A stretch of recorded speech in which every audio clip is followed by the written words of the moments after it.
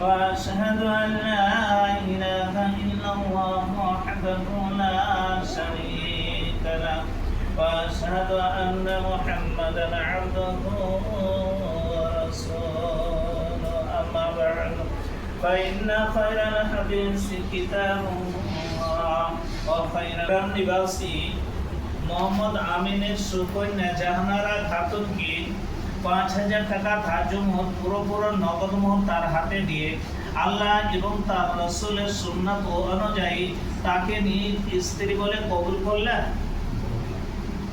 শুনেছেন তো? আরেকটু সুন্দর করে বলবা, কবুল করিলাম।